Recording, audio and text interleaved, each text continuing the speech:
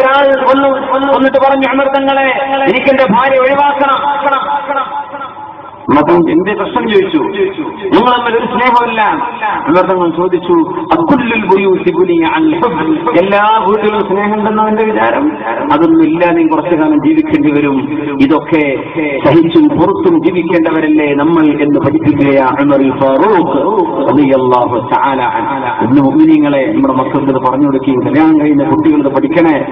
ജീവിതം സിനിമയിൽ കാണുന്നതല്ല, ജീവിതം പാട്ടുപാടി കേൾക്കുന്നതല്ല, ജീവിതം സീരിയലല്ല, ജീവിതം അതിന്റെ പച്ചയായ യാഥാർത്ഥ്യം നമ്മുടെ മക്കളെന്ന് മനസ്സിലാക്കിയാൽ ഒരുപാട് പ്രശ്നങ്ങൾ ഒഴിവായേനെ. സ്വലാത്ത് കൊണ്ട് കളിക്കല്ലേ. മൂന്ന് വിഷയം തമാശയിൽ പറഞ്ഞാലും കാര്യമാണ്, കാര്യത്തിൽ പറഞ്ഞാലും കാര്യമാണ്. നിന്നെ ഞാൻ തൊലാക്ക് ചൊല്ലി, സ്വന്തം ഭാര്യയെ തൊലാക്ക് ചൊല്ലി എന്ന് പറയുകയോ, സ്വന്തം ഒരാൾ തന്റെ മോളെ കെട്ടിച്ചു തന്നു എന്ന് നിക്കാഹ് ചെയ്തു എന്ന് പറയുകയോ, അപ്പൊ മറ്റും പറഞ്ഞു ഞാൻ സ്വീകരിച്ചു. തമാശയിൽ പറഞ്ഞാലും അത് നിന്റെ പെണ്ണായി മാറും. തമാശയിൽ തൊലാക്ക് ചൊല്ലിയാലും തൊലാക്ക് സംഭവിക്കും. തിരിച്ചെടുക്കുക, തൊലാക്ക് ചൊല്ലിയ പെണ്ണിനെ ഞാൻ മടക്കിയെടുത്തു എന്ന് തമാശയിൽ പറഞ്ഞാലും കാര്യത്തിൽ തന്നെ മടക്കിയെടുക്കലാവും. മൂന്ന് വിഷയം കളിയും കാര്യമാണ്, കാര്യവും കാര്യവുമാണ് എന്ന് നബി തങ്ങൾ സല്ലല്ലാഹു അലൈഹി വസല്ലം. അതുകൊണ്ട് കളിക്കല്ലേ.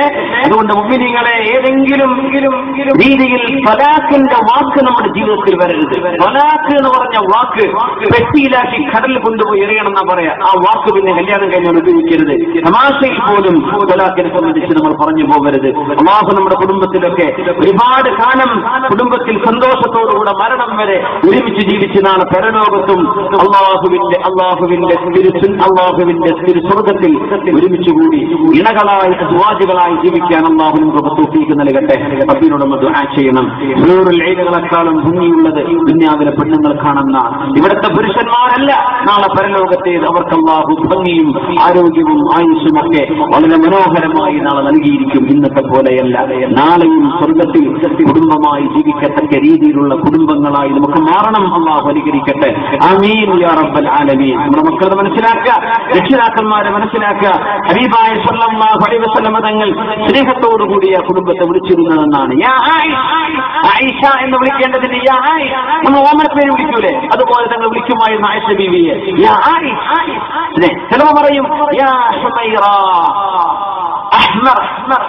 ഹുമൈറ, ചമന്നവളെ എന്ന് വിളിക്കും നബി തങ്ങൾ ആയിഷ ബീവിയെ. വെളുത്തവളെ എന്നാണ് ആ വാക്കിന്റെ അർത്ഥം. പക്ഷേ വെളുത്തവളെ എന്ന് വിളിച്ചാൽ അറബിയിൽ ബൈവാ എന്ന് വിളിച്ചാൽ വെള്ളപ്പാണ്ടുള്ളവളെ എന്ന അർത്ഥം വരും. അതുകൊണ്ടാണ് അത് വിളിക്കാതെ ചമന്നവളെ എന്ന് വിളിക്കുന്നത്. തഫാഉലിനാണെന്നാണ്. ആയിഷ ബീവി അങ്ങനെയൊക്കെ മനോഹരമായ ഇഷ്ടമുള്ള പേരുകൾ വെച്ച് വിളിച്ചിട്ടുണ്ട്. റസൂലുള്ളാഹി സ്വല്ലല്ലാഹു അലൈഹി വസല്ലം സ്വഹീഹ് മുസ്ലിമിലാണെന്നാണ് എന്റെ ഓർമ്മ. ഹദീസ് നബി തങ്ങൾ പറഞ്ഞു, ഇന്നി അഅലമു ഇദാ കുൻതി ഗാദിബത്തൻ അലയ്യ വഇദാ കുൻതി റാദിയ. ആയിഷ ബീവി, നമ്മൾ രണ്ടുപേരും തമ്മിൽ എന്തെങ്കിലും അഭിപ്രായ വ്യത്യാസങ്ങൾ ഉണ്ടാകുമ്പോൾ നിങ്ങൾക്ക് എന്നോട് സ്നേഹമാണെങ്കിലും ദേഷ്യമാണെങ്കിലും എനിക്കറിയാൻ പറ്റും കേട്ടോ. ആയിഷ ബീവി ചോദിച്ചു, എങ്ങനെ നബിയേ, എങ്ങനെ നമ്മൾ തമ്മിൽ എന്തെങ്കിലും അഭിപ്രായ വ്യത്യാസങ്ങൾ ഉണ്ടാകുമ്പോ നിങ്ങൾ അല്ലാഹുവിൽ സത്യം ചെയ്ത് പറയും, ലാ വല്ലാഹ് ലാ വറബ്ബി മുഹമ്മദിൻ, മുഹമ്മദ് നബിയുടെ റബ്ബിനെ തന്നെയാണ് സത്യം, ഞാൻ പറഞ്ഞതാ ശരി. അങ്ങനെ നിങ്ങൾ പറയുമ്പോൾ എനിക്കറിയാം നിങ്ങൾക്ക് എന്നോട് സ്നേഹമുണ്ട് എന്ന്. നിങ്ങൾക്ക് അല്പം വെറുപ്പുണ്ടെങ്കിൽ എങ്ങനെ പറയും? ലാ വറബ്ബി ഇബ്രാഹിം, അല്ല ഇബ്രാഹിം നബിയുടെ റബ്ബിനെ തന്നെയാണ് സത്യം എന്ന് വിളിച്ചു പറയും. അപ്പൊ എനിക്കറിയാം ആയിഷ ബീവി, ഞാൻ മുമ്പിലുണ്ടായിരിക്കെ ഇബ്രാഹിം നബിയുടെ റബ്ബ് എന്ന് പറയുമ്പോ മുഹമ്മദ് നബിയുടെ റബ്ബ് എന്ന് പറയാതെ ഇബ്രാഹിം നബിയുടെ റബ്ബ് എന്ന് പറയുമ്പോൾ എനിക്ക് മനസ്സിലാവുന്നുണ്ട് എന്തോ ഒരു ഇഷ്ടക്കുറവ് എന്നോടുണ്ടെന്ന്. ശരിയാ നബിയെ, നിങ്ങൾ മനസ്സിലാക്കിയത് ശരിയാണ്. നഅം വല്ലാഹി ഇന്നി മാ അഹ്ജുറു ഇല്ലാ ഇസ്മക, നിങ്ങളുടെ നാമമല്ലാതെ മറ്റൊന്നും ഞാൻ ഒഴിവാക്കാറില്ല നബിയെ. അങ്ങയുടെ പേരെ ഞാൻ പറയാതിരിക്കൂ, അങ്ങ് എനിക്ക് വേണം നബിയെ എന്ന് ആയിഷത്ത് സിദ്ദീഖ റളിയല്ലാഹു അൻഹ അയ്യമംറഅത്തിൻ, ഏതെങ്കിലും ഒരു പെണ്ണ് തന്റെ ഭർത്താവിനോട് എന്നെ ഒഴിവാക്കി തന്നേക്കണം എന്ന് പറഞ്ഞാൽ മിൻ ഗൈരി മാ ബഅസിൻ, ഒരു കാരണവുമില്ലാതെ തക്കതായ ശറഅ അംഗീകരിക്കുന്ന കാരണമില്ലാതെ എന്നൊന്ന് ഒഴിവാക്കി തരുമോ, എനിക്ക് വേറെ ആളെ കെട്ടാനുണ്ടെന്നോ എന്നൊന്ന് തൊലാഖ് ചൊല്ലി തരുമോ എന്ന് ഏതെങ്കിലും ഒരു പെണ്ണ് ഭർത്താവ് ഭർത്താവിനോട് ത്വലാഖ് ചോദിച്ചാൽ സ്വർഗം അവൾക്ക് ഹറാമാക്കുമെന്ന് പരിശുദ്ധ റസൂലുള്ളാഹി സ്വല്ലല്ലാഹു അലൈഹി വസല്ലം. പെണ്ണുങ്ങളെ തമാശ പറഞ്ഞു കളിക്കല്ലേ, എന്നെ ഒഴിവാക്കിയേക്കാമെന്നോ എന്നെ ത്വലാഖ് ചൊല്ലണമെന്നോ ഒരു പെണ്ണ് പറഞ്ഞാൽ ശക്തനായ ഒരു കാരണമില്ലാതെ ഭർത്താവിനോട് എന്നെ ഒഴിവാക്കണമെന്ന് പറഞ്ഞാൽ സ്വർഗം അവർക്ക് നിഷിദ്ധമാണെന്ന് നമുക്ക് റസൂലുള്ളാഹി സ്വല്ലല്ലാഹു അലൈഹി വസല്ലം.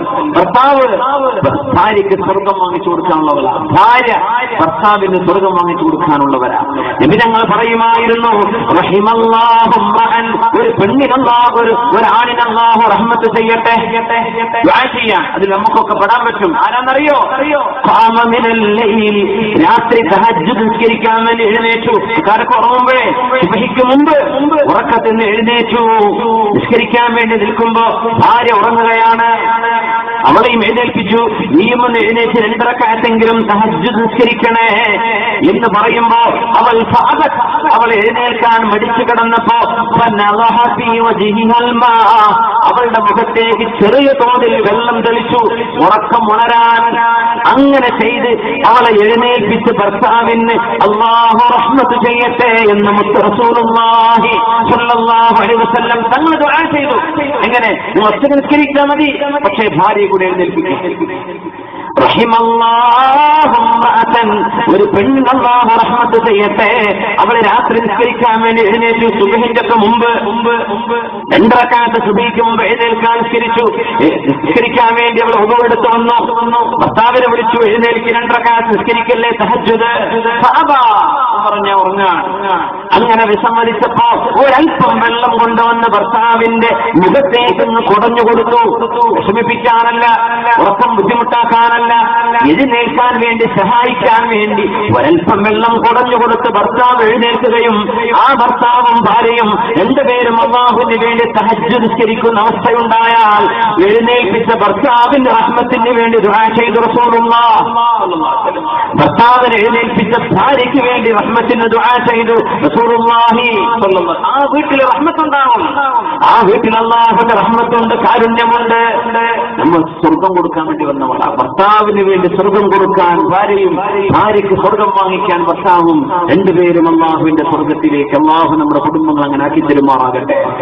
ഭാര്യയുടെ ഭാര്യയ്ക്ക് ദീനിൽ അറിയേണ്ട വിഷയങ്ങൾ, അത്യാവശ്യ വിഷയങ്ങൾ ഭർത്താവ് പറഞ്ഞു കൊടുക്കേണ്ടവനാണ്. ഹൈദിന്റെ മസാലകൾ ഭർത്താവും പഠിച്ചു വെക്കണം, ഭാര്യ പഠിച്ചു വെക്കണം. നിഫാസിന്റെ മസാലകൾ, ഏതൊക്കെ നിസ്സാരമാണ് ഖളാ വിട്ടേണ്ടത്, എങ്ങനെയൊക്കെയാണ് അവർ ശുദ്ധിയാവേണ്ടത്, എല്ലാം ഭാര്യയ്ക്ക് പഠിപ്പിച്ചു കൊടുക്കും വേണം, ഭാര്യ പഠിക്കും വേണം. ഇതും ബാധ്യതയാണ് ഭർത്താവിന്, അവന്റെ ദീന് ശരിയാവാൻ. ഭാര്യയ്ക്ക് ഹറാമിന്റെ അവസരങ്ങൾ വരാതിരിക്കാൻ സൂക്ഷിക്കണം. അന്യ ആളുകളുമായി ഇടപെടുന്ന അവസ്ഥകൾ വരരുത്. വിധങ്ങൾ പറഞ്ഞുവല്ലോ, നിങ്ങൾ പെണ്ണുങ്ങൾ ഇരിക്കുന്നിടത്തേക്ക് കയറി ചെല്ലല്ലേ. വേറെ നടക്കുമ്പോഴും നടക്കാറുണ്ട്, കടലൊക്കെ വെക്കാനൊക്കെ പെണ്ണുങ്ങൾ എടുത്തുകൂടെ. നല്ല മുത്ത മനുഷ്യന്മാര് നടക്കുക ഹറാമാണ്, ചെയ്യാൻ പാടില്ല, ഹറാമാണ്. പ്രായപൂർത്തിയെത്താത്ത കുട്ടികളെ പറഞ്ഞേക്കാം. ബക്കറ്റ് പിരിവ് നടക്കാമെന്ന് വിചാരിച്ചോളൂ. വേദന്നെ പെണ്ണുങ്ങളുടെ ഇടയിലേക്ക് ചെറുപ്പക്കാരൻ ചെല്ലാൻ പാടില്ല, ഹറാമാണ്. അവര് ബക്കറ്റ് പിരിവിന് വേണം, അല്ലെങ്കിൽ സംഭാവന ചോദിക്കണം. കുട്ടികളെ പറഞ്ഞേച്ചോളൂ. പെണ്ണുങ്ങളുള്ളിടത്തേക്ക് നിങ്ങൾ കടന്നു ചെല്ലരുതേ. ഒരാളെ ചോദിച്ചു, നബിയെ നബിയെ ഭർത്താവിന്റെ ജ്യേഷ്ഠനോ അനുജനോ ആയാൽ കുഴപ്പമുണ്ടോ? ജ്യേഷ്ഠന്റെ ഭാര്യ വീട്ടിലുണ്ടായിരിക്കെ ആ ഭാര്യയുള്ള റൂമിലേക്കോ അവൾ അടുക്കളയിലുണ്ടായിരിക്കുന്ന സമയത്തോ പ്രായപൂർത്തിയായ ഭർത്താവിന്റെ പ്രായപൂർത്തിയായ അനുജനോ ജ്യേഷ്ഠനോ അവളുടെ അരികത്തേക്ക് ചൊല്ലുന്നതിന് കുഴപ്പമില്ലല്ലോ നബിയേ? ചോദിച്ചത് സ്വാഭാവികമല്ലേ നമ്മൾ പറയാ. എന്താ നമ്മുടെ മറുപടി എന്നറിയോ? മരണത്തെ പേടിക്കുന്ന പോലെ ഭർത്താവിന്റെ സഹോദരന്മാരെ പേടിക്കണം, പ്രായപൂർത്തിയെത്തിയവരെ. കാരണം അവിടെ ഫിത്നയുടെ സാധ്യതകൾ കൂടുതലാണ്, വഴിതെറ്റാനുള്ള സാധ്യതകൾ കൂടുതലാണ്. ഭർത്താവിന്റെ അനിയന്റെ കൂടെ സ്വന്തം ഭാര്യയെ പറഞ്ഞേക്കാൻ പറ്റും ഹോസ്പിറ്റലിലേക്ക്? ഹറാമല്ല, കുറ്റകരമല്ല. ബൈക്കിലിട്ടിട്ട് പോവുക, തൊട്ടുരുമിയിട്ട്. അവരന്യവരല്ലേ? അവര് വിവാഹബന്ധം ഹറാമായവരല്ലല്ലോ. ഹറാമായവരല്ലാത്ത മഹറമുകളല്ലാത്ത ആളുകൾ തമ്മിൽ ഒരുമിച്ചായാൽ മൂന്നാമതായി ഇവരുടെ കൂടെ പിശാചുണ്ടെന്ന് റസൂലുള്ളാഹി സ്വല്ലല്ലാഹു അലൈഹി വസല്ലം. എത്ര പ്രശ്നങ്ങളുണ്ട് അങ്ങനെ വീടിന്റെ ഉള്ളിൽ നടക്കുന്ന പ്രശ്നങ്ങൾ. അടക്കം പിടിച്ച് നാട്ടുകാർ അറിഞ്ഞതും അറിയാത്തതും, വീട്ടുകാർ പുറത്തുവിട്ടതും അറിയാത്തതും, നാട്ടുകാരൊന്നും അറിഞ്ഞിട്ടില്ലെന്ന് വീട്ടുകാർ വിചാരിച്ചതും വിചാരിക്കാത്തതും എത്ര പ്രശ്നങ്ങൾ.